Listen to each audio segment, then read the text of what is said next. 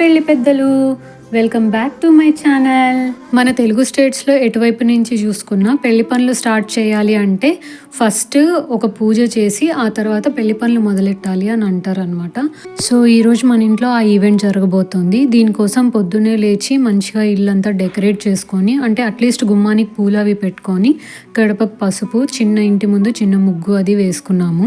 ఆ తర్వాత చక్కగా తలస్నానాలు అవి చేసి రెడీ అయిపోయాం అనమాట ఇంట్లో అందరం. పూజకు కావాల్సిన సామాన్లన్నీ ముందు రోజే తెచ్చి పెట్టుకున్నాము. ఆ తర్వాత రోకలికి ఇట్లాగా పసుపు అంతా రాసి బొట్లు పెట్టి కొంచెం పూలు అవి పెట్టుకొని డెకరేట్ చేసుకున్నాము.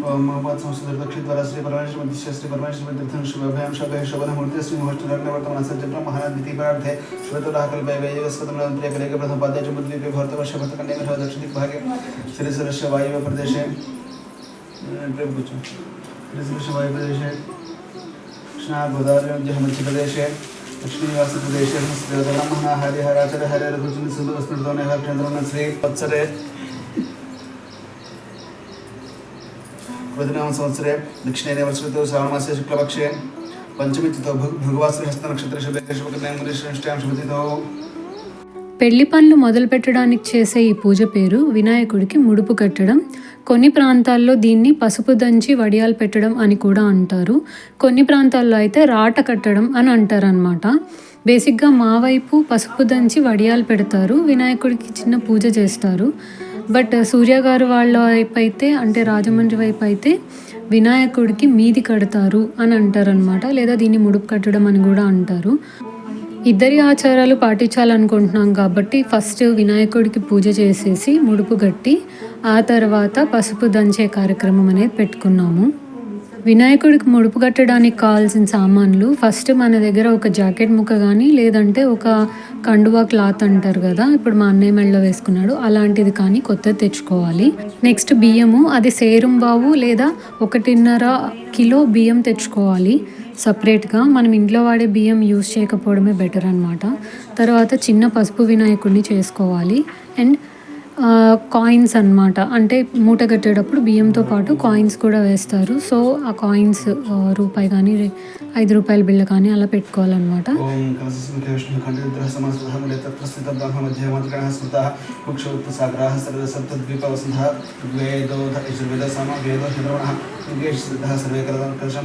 నెక్స్ట్ పూజకు కావాల్సిన సామాన్లు అనేవి అరేంజ్ చేసుకోవాలి. అంటే పసుపు, కుంకుమ, గంధము, అక్షింతలు, పూజ చేయడానికి పువ్వులు, తమలపాకు, వక్క, అగరబత్తులు, దీపారాధన చేయడానికి నూనె ప్లస్ ఒత్తులు, హారతి ఇవ్వటానికి కర్పూరము.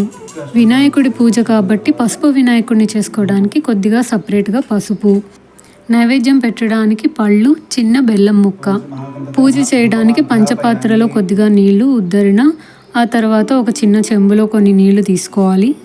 పూజలో భాగంగా యజ్ఞోపవీతము, వస్త్రము అంటారు కదా, వాటి కోసం చిన్న కాటన్ ముక్కల్ని తీసుకొని దానికి కాస్త గంధము, పసుపు, కుంకుమ రాయాలన్నమాట. కావలసిన సామాన్ల వివరాలన్నీ కుదిరితే డిస్క్రిప్షన్లో మెన్షన్ చేస్తాను, చూడండి. బేసిక్గా ఈ వెడ్డింగ్ వర్క్స్ స్టార్ట్ చేసే పూజ చేయడానికి పెళ్లి కూతురు పెళ్లి కొడుకుకు సంబంధించిన జాతకం బట్టి ఆర్ నక్షత్రాలను బట్టి ఒక మంచి రోజుని పూజారే చెప్తారు. పూజా విధానం చాలా మందికి తెలీదు, అందుకే నేను ఈ వీడియోలో డీటెయిల్డ్గా మెన్షన్ చేస్తున్నాను. మేము కూడా మా పెద్దవాళ్ళని, మా పెద్దమ్మ వాళ్ళని అడిగి తెలుసుకొని పూజ చేసుకున్నాం అన్నమాట. ఈ కార్యక్రమానికి పెళ్లి కూతురు పెళ్లి కొడుకు మ్యాండేటరీగా ఉండాలి అని అయితే లేదు. ఇది బేసిక్గా ఇంట్లో పెద్దవాళ్ళు చేస్తారనమాట. ఈ పూజ మస్ట్ బీ పెయిర్ అయి ఉండాలి. మాకు మా పేరెంట్స్ లేరు కాబట్టి మా అన్నయ్య వదిన పూజ చేస్తున్నారు. అండ్ తర్వాత పెళ్లిలో కూడా వీళ్ళే పీటల మీద కూర్చుంటున్నారు అనమాట. నేను ఎలాగో అవైలబుల్గా ఉన్నాను కదా అని చెప్పి నేను కూడా పూజలో కూర్చున్నాను. యాక్చువల్గా అయితే ఈ పూజ మా అన్నయ్య వాళ్ళ ఇంట్లో చేయాలి, బట్ ఈ ఇల్లు కొన్న దగ్గర నుంచి ఇంతవరకు అంత మేజర్ అకేషన్స్ అవి ఏం జరగలేదు కాబట్టి నేనే మా అన్నయ్య వాళ్ళని అడిగాను అనమాట. ఇది సొంత ఇల్లు కదా, ఇక్కడ పూజ చేసుకుందాము, ఏదన్నా ఒక మంచి అకేషన్ జరిగినట్లు ఉంటుంది కదా అని చెప్పి అడిగితే వాళ్ళే పాపం నిన్న ఇక్కడికి వచ్చారు నా కోసం అని చెప్పి. ఈ వినాయకుడి పూజ చేయటానికి ఒక పీటను తీసుకొని వచ్చి దాన్ని నీట్గా వాష్ చేసుకొని పసుపు రాసి దాని మీద చిన్న ముగ్గది వేసుకొని ఆ తర్వాత మనం క్లాత్ తీసుకొని వచ్చాం కదా, కండువా కానీ లేదా జాకెట్ ముక్క కానీ, ఆ క్లాత్ని దాని మీద పరుచుకోవాలి. ఒకవేళ మీ దగ్గర పీట లేకపోయినా పర్లేదు, నేల మీదే నీట్గా క్లీన్ చేసి దాని మీద పసుపు తడి చేసుకొని రాసి చిన్న ముగ్గది వేసుకొని దాని మీద ఆ క్లాత్ పరుచుకోవచ్చు. ఆ క్లాత్ పైన ఏదైతే మనము 1 బావు సేరు లేదా 1.5 kg రైస్ తెచ్చుకున్నామో ఆ బియ్యాన్ని దాని మీద పోసుకోవాలన్నమాట. ఆ తర్వాత దాని మీద చిన్న తమలపాకు ఒకటి పెట్టుకొని దానిపైన ఈ పసుపు వినాయకుడిని బొట్టు పెట్టి అక్కడ పెట్టాలన్నమాట. చక్కగా కుంకుమ బొట్లు అవి పెట్టి దీపారాధన చేసుకోవాలి, అగరబత్తులు వెలిగించుకోవాలి.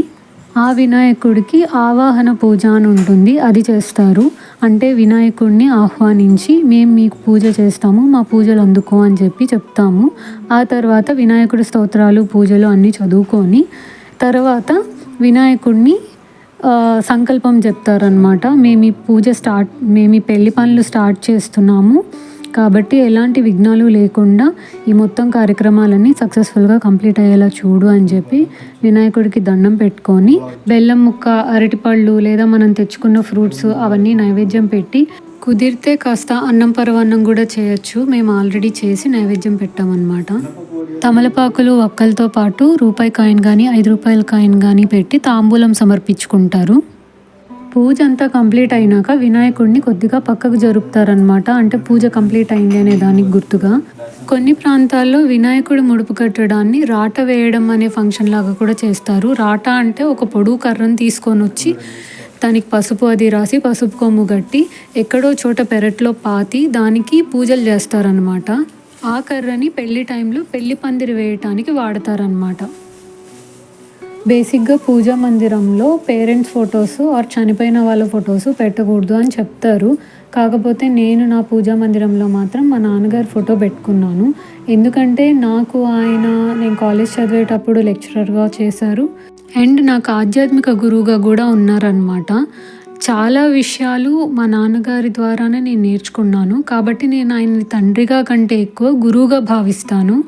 అందుకే ఎక్కడికి వెళ్ళినా నా పేరు తర్వాత లలితా ప్రసాద్ అని ఉండేలా చూసుకుంటానన్నమాట. అంటే నేను ఏదైనా గొప్పగా సాధిస్తే అది మా నాన్నగారికి చెందాలి, లేదా మా నాన్నగారి వల్లనే నేను ఇది చేయగలిగాను అనే ఒక కృతజ్ఞత కోసం. అందుకని నేను మా నాన్నగారి ఫోటో దేవుడి మందిరంలో పెట్టుకున్నాను. దండం పెట్టుకునేటప్పుడు కూడా ఓం నమో గురుభ్యో నమః అని అనుకుంటాను అనమాట, ఒక గురువుగా భావించి. 2 hours తర్వాత మన ఇంట్లో పూజ మొత్తం కంప్లీట్ అయిపోయింది. ఆ తర్వాత ఏవైతే మనం బియ్యము అవి ఉన్నాయో అవి ఒలకకుండా జాగ్రత్తగా ఆ క్లాత్ని అన్ని వైపుల నుంచి తీసుకొని ముడేస్తారనమాట. దాన్ని ముడుపు కట్టడం లేదా మీది కట్టడం అని అంటారు.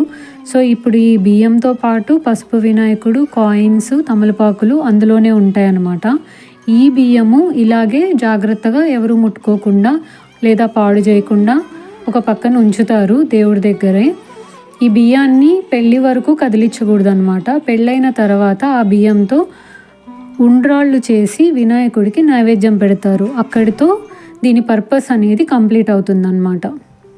మార్నింగ్ 4 o'clockకి లేచి పనులు స్టార్ట్ చేస్తే ఇప్పుడు మార్నింగ్ 9 o'clock అయింది. మా అన్నయ్యకి ఎలాగూ ఆఫీస్ ఉంది కాబట్టి ఈ కార్యక్రమం అయిపోయిన తర్వాత ఇలా క్యూట్ ఫొటోస్ దిగి కొంచెం సేపు మా వదినను విసిగిచ్చి ఇంతటితో ఈ కార్యక్రమం ముగించామన్నమాట. సో ఇక్కడ నుంచి పెళ్లి పనులు అవి స్టార్ట్ చేసేయచ్చు కాబట్టి ఈ రోజు నుంచే షాపింగ్ స్టార్ట్ చేద్దామని అనుకుంటున్నాము. బట్ ఈ పూజ తర్వాత మనకు పసుపు దంచే కార్యక్రమం ఉంది కాబట్టి దీని తర్వాత వీడియోలో పసుపు దంచే కార్యక్రమానికి సంబంధించిన విశేషాలతో కలుద్దాం. అంతవరకు స్టే ట్యూన్. బై.